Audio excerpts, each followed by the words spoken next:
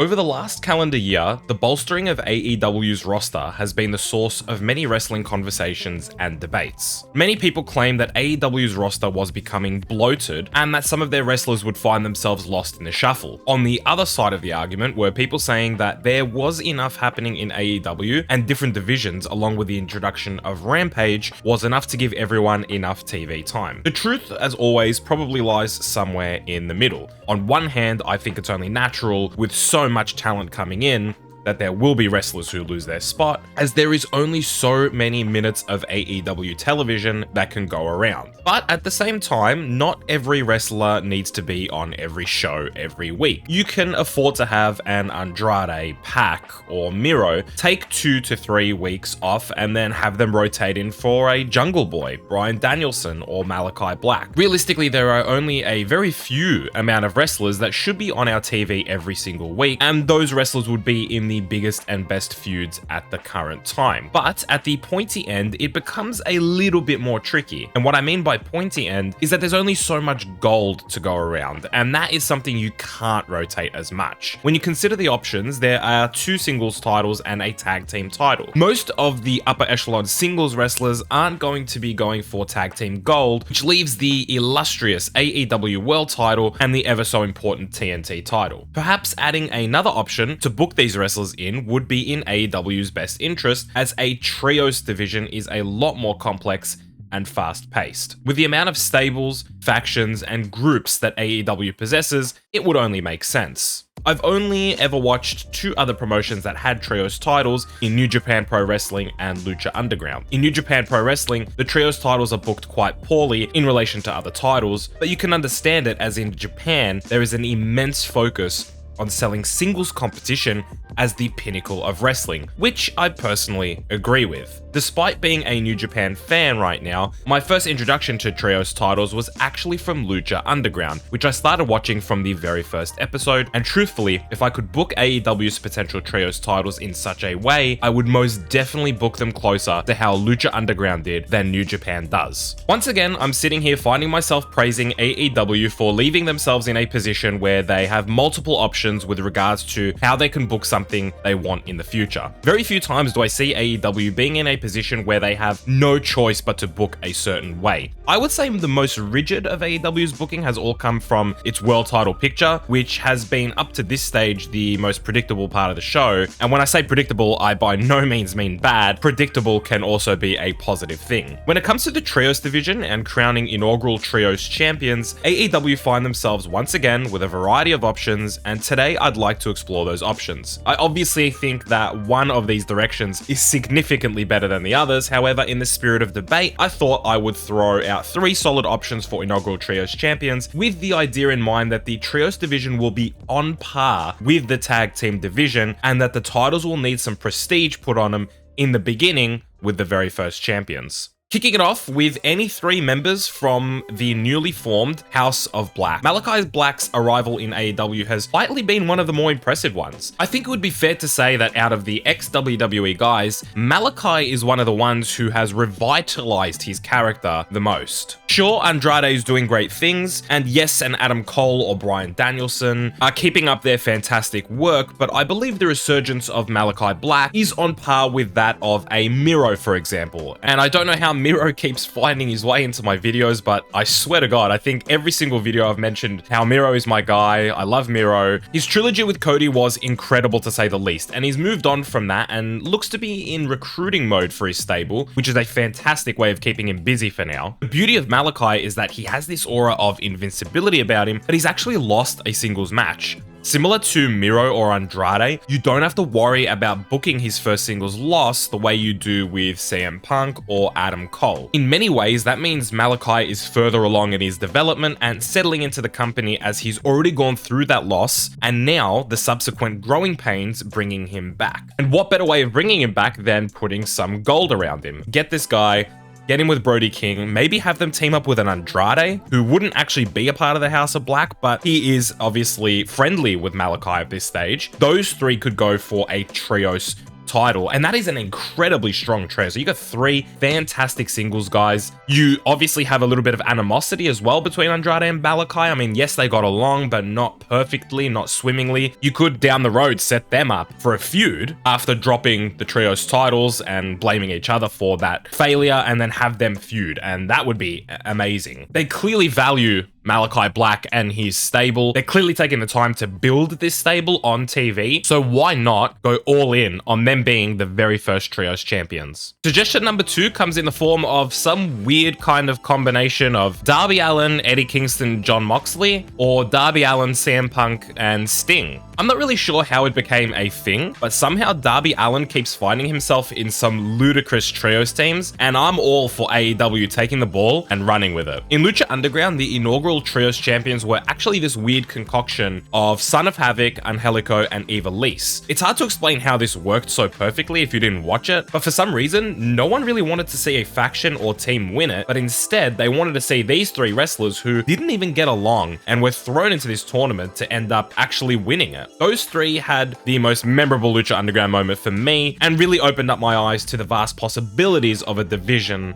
like this. First of all, it was established early on that the trios titles were intergender, something that I would be more than okay with AEW adopting, but not something I'd want to see exploited. Not every trios team needs a female competitor, but there's also nothing wrong with booking a female strong in a 3v3 match. But more importantly, the trios title didn't need to be held by 3 wrestlers who got along all that well, and actually didn't really need to be held by a team per se. That's where this random lock comes in. 3 singles guys with varying levels of friendliness to one another, and honestly, thinking about it now, you could have it lead to a Jon Moxley versus Darby Allin match. Or if you somehow got a trio of Mox, Darby, and Punk, which I find unlikely, then you could even build up a Moxley versus Punk match this way. Regardless, at the end of the day, you could have an outlandish trio with massive star power and booking level. The titles would be instantly elevated to a high level, and the payoff would surely be a feud between competitors. Not all of these trios teams have to end up in a feud, but there's a lot of storytelling you can tell through a trios title. Last but certainly not least, and in my mind, the clear route that AEW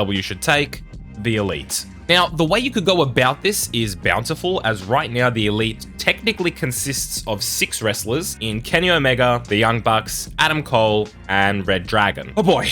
There goes my fantasy booking hat. It's on my head, so prepare yourself for this ride, people, because I've got this all planned out. By the time the trios titles are introduced, I think it's fair to say that Adam Cole should have already defeated Kenny Omega for the leadership of the Elite and established himself as the alpha male of the group. This could lead to the Young Bucks turning face with Kenny, but personally, I would drag it out just a little bit longer and have them reluctantly keep their allegiance to Adam Cole for now. The new Elite would now be a 5-man operation, and when an eventual trios tournament is announced to crown the inaugural champions, the planted seeds will begin to bloom. The Young Bucks will be under the assumption that they will be entering with Adam Cole, but they find out that Adam Cole has already decided to enter with Red Dragon. The Bucks, initially confused and surprised, play it off as all cool and fine, while Adam Cole tries to reason with them that he assumed they wouldn't go after the trios title and would instead be the group's tag team going for the AEW tag team titles. Later that night, or perhaps the week after, the Bucks run into Kenny backstage, and Kenny forgives them for staying with Adam Cole and is friendly with them. He says he's heard they are looking for a trios partner, and that if they wanted to wind the clock back, that he is available. The Bucks, wanting to jump at the opportunity, end up declining Kenny's offer to join the tournament and once again pledge their allegiance to Adam Cole, but the conversation with Kenny ends nicely and they are all smiles. During this time, Adam Cole is clearly distancing himself from the Bucks and is much closer with Red Dragon, whether it is in the locker room or in the ring. There's always more communication and chemistry with the former Undisputed Era. The Elite end up winning the whole tournament, and slowly but surely down the line, the Bucks decide they've had enough of Adam Cole. They decide to join forces with Kenny Omega. The Elite goes through what all great factions go through, from NWO to the Bullet Club,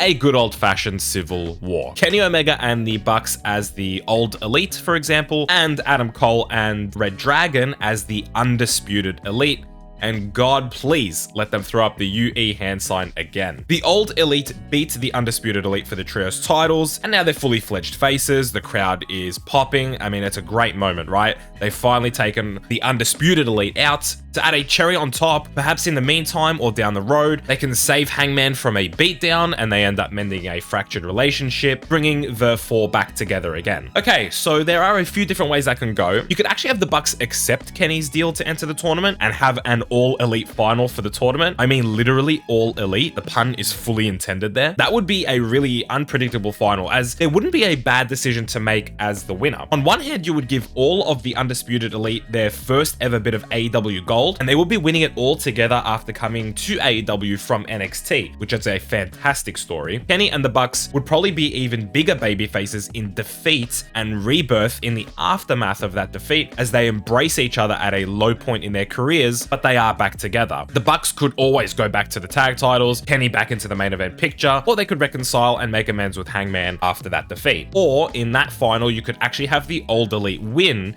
and do the opposite. Give Kenny and the Bucks the big babyface moments and let Adam Cole go into the main event picture with Red Dragon going after the tag titles. I slightly dislike this option over the former. For one, the old elite would have beaten the Undisputed Elite and they really couldn't go on using that name, which I honestly think would fit them really well moving forward unless they have other plans for a name. I don't think the loss hurts anyone at all, and if we're being honest, this storyline would be the biggest in AEW because it involves the essence of AEW itself, which is the Elite. There are so many deviations you could take from this. Adam Cole could actually win the belts with the Young Bucks. Maybe they don't end up with Kenny and the Undisputed Elite remains a 5-man operation. Maybe by the time the Trios titles are introduced, the Bucks have actually already left Adam Cole for Kenny Omega. Personally, I like this delayed Civil War idea a lot. Having a culmination of the final battle between the Elite happening in the final of a Trios tournament to crown the very first AEW Trios champions? Take my money right now. AEW has attempted to put a focus on inaugural champions.